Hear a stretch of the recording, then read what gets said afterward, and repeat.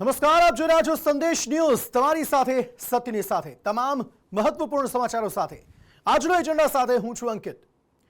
કોલકાતામાં junior doctor પર બળાત્કાર અને હત્યાની ઘટનાના દેશભરમાં ઘેરા પ્રત્યાઘાત પડ્યા છે। તબીબ આલમ સખત વિરોધ સાથે હડતાલ પર ઉતર્યું છે। 17 ઓગસ્ટના રોજ ગુજરાતના સરકારી અને ખાનગી ડોક્ટરો 24 કલાકની હડતાલ પર ઉતરવાના છે, પરંતુ આ હડતાલની સીધી અસર દર્દીઓ પર પડી રહી છે। हड़ताल शस्त्रથી डॉक्टरों ने दर्द और दर्दियों ने पीड़ा थई रही है। हर एक लड़की का प्रॉब्लम है, ये सिर्फ इधर का नहीं है, सिर्फ डॉक्टर का नहीं है। દર્દીઓની સેવા કરવા વાળા લોકો જ મરી જશે તો કઈ રીતનું ચાલશે? ડોક્ટર જીવતા રહેશે તો સેવા કરીશું ને અમે। આ જોન ભીડભાડ કેટલી છે, લાઈન ખસતી જ નથી બેન આગળ। અમારી માંગ એવી છે કે જે આ પીડિતા છે અને એના પરિવારને પૂરેપૂરો ન્યાય મળે। પશ્ચિમ બંગાળના કોલકાતામાં જુનિયર ડોક્ટર સાથે બનેલી દુષ્કર્મ અને હત્યાની ઘટના બાદથી તબીબ આલમમાં ચિંતા ફેલાઈ છે। રોષે ભરાયેલા દેશભરના ડોક્ટરો હડતાળ પર ઉતર્યા।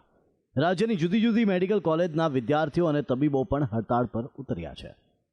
અમદાવાદની બીજે મેડિકલ કોલેજમાં તબીબો ઇમરજન્સી સિવાયના કામથી અડગા રહી પોતાના વિરોધ નોંધાવ્યો હતો।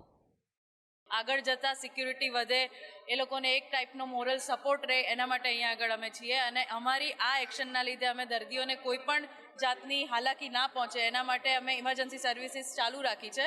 આ એક સપોર્ટ ટાઈપની સ્ટ્રાઇક છે કે ત્યાં થયેલા ઇન્સિડન્ટને અને બીજા કોઈ પણ નવા આવતા ફર્સ્ટ યર MBBSના જુનિયર ફિમેલ ડૉક્ટરને એક ટાઈપનો સપોર્ટ રહી કે અમારા માટે કોઈ ઊભું છે, એના માટે આ સ્ટ્રાઇક। રાજકોટ સિવિલ હોસ્પિટલના તબીબોએ વિરોધ પ્રદર્શન સાથે હડતાળ યોજી। जो फ्रेम कर रहा है वो सब नहीं आने का, जो हुआ है, जो एक्चुअली किया है वो पकड़ा जाए, वो जस्टिस चाहिए हमको। बस हम सपोर्ट कर रहे हैं कोलकाता वाले। और हर एक लड़की का प्रॉब्लम है, ये सिर्फ इधर का नहीं है, सिर्फ डॉक्टर का नहीं है। ये हर बार हो रही है और हर बार नीचे दबाई जा रहा है। આ બધા વચ્ચે ગાંધીનગરની GMERS કોલેજના ડીન ઇન્ટર્ન ડોક્ટર્સ માટે એક પરિપત્ર જાહેર કરી ચૂક્યા હતા, જેમાં ડીને સુરક્ષાની જવાબદારી ડોક્ટરોના માથે ઢોળી હતી તેમજ એકલા બહાર ન જવાની સલાહ આપી, પરંતુ તેનો વિવાદ થતાં ડીને પોતાની ભૂલ સ્વીકારી અને પરિપત્ર રદ કર્યો। મહત્વનું છે કે ગુજરાતભરના ડોક્ટરો દ્વારા 17 ઓગસ્ટના રોજ 24 કલાકના હડતાળ પર ઉતરવાના છે। સરકારી ડોક્ટરો સાથે 28,000થી વધુ ખાનગી ડોક્ટરો હડતાળમાં જોડાશે। હોસ્પિટલમાં કોવિડ અને ઇમરજન્સી સિવાયની તમામ સેવાઓ બંધ રહેશે।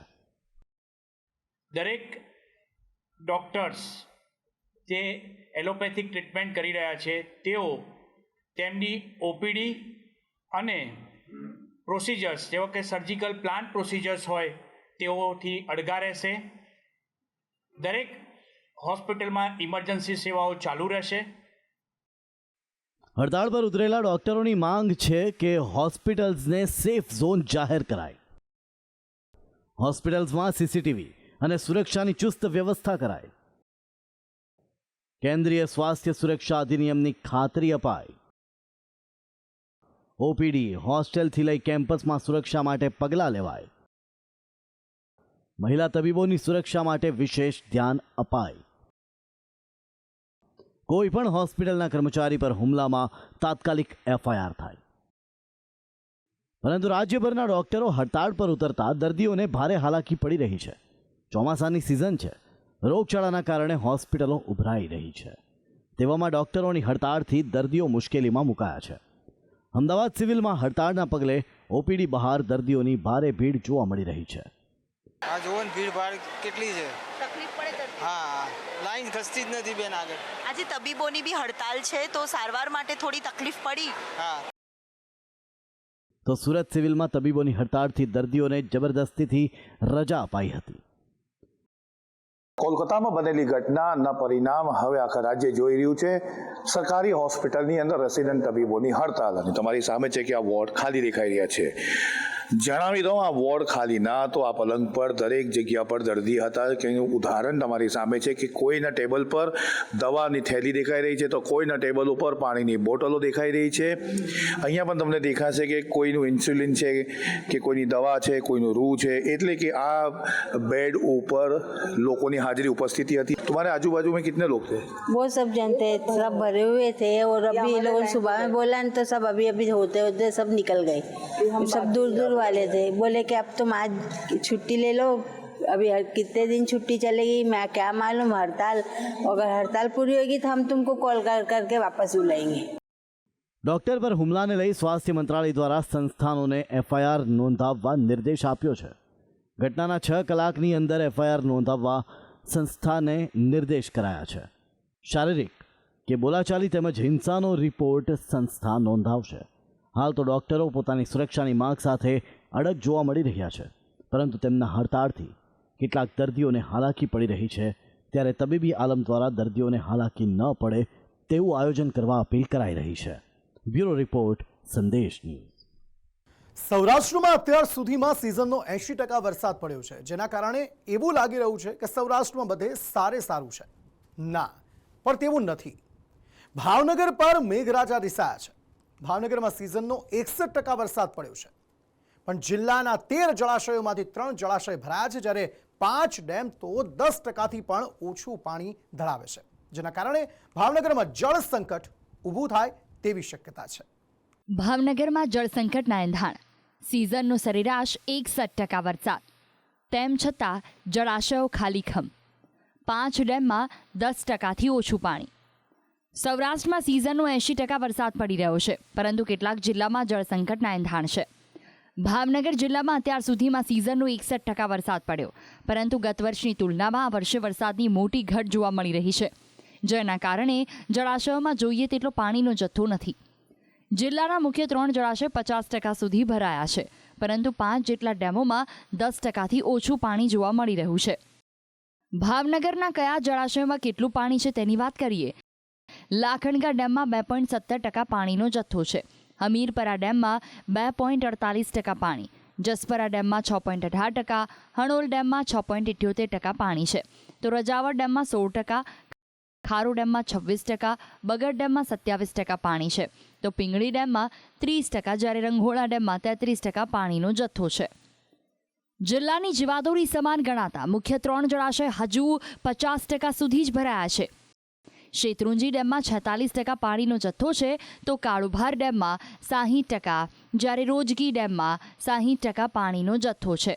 શેત્રુંજી ડેમ અડધો ભરાતા ભાવેણા વાસીઓની અડધી મુશ્કેલી હલ થઈ ગઈ છે.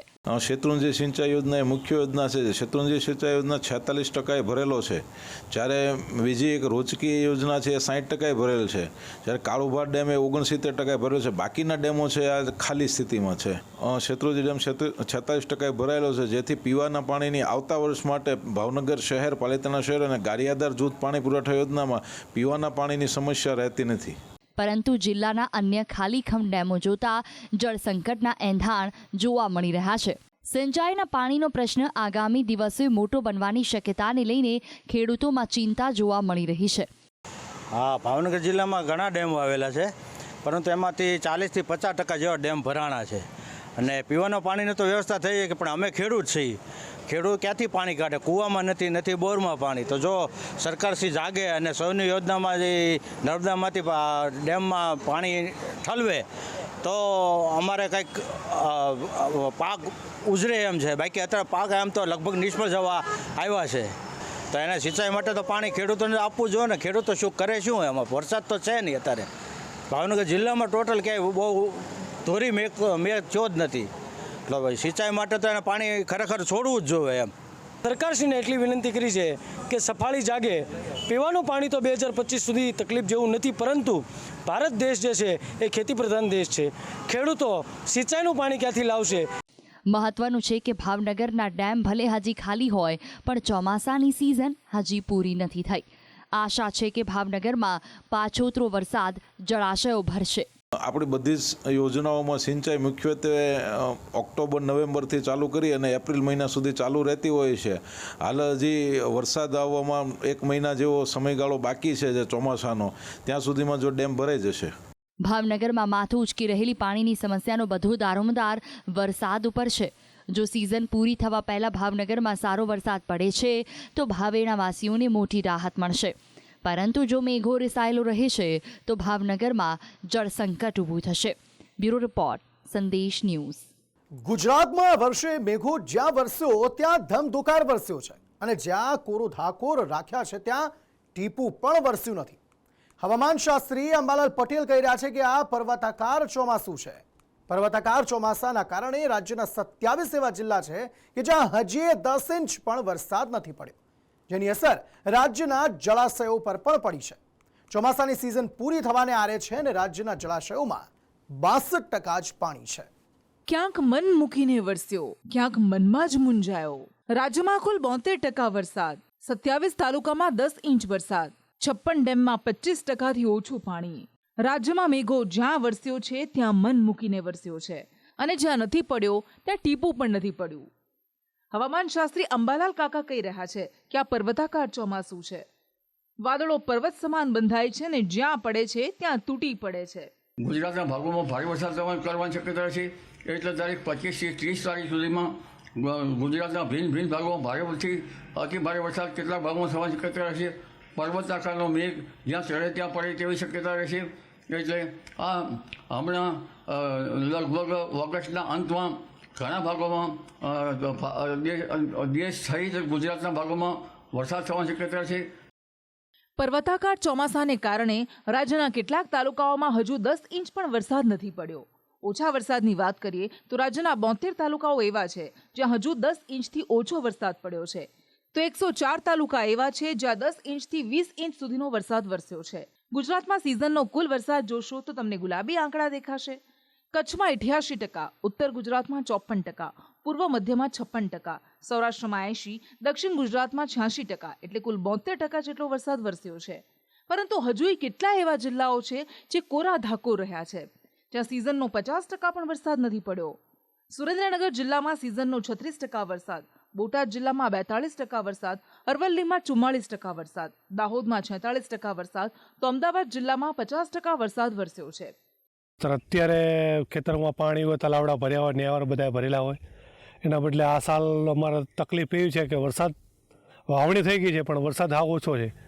લગભગ ગણવા જઈએ તો વરસાદ 5 આસપાસ 5 ઇંચ જેવો વરસાદ હશે અને આ સાઈડ કાંઠા વિસ્તારમાં કદાચ લગભગ 8 ઇંચ વરસાદ થયો હશે.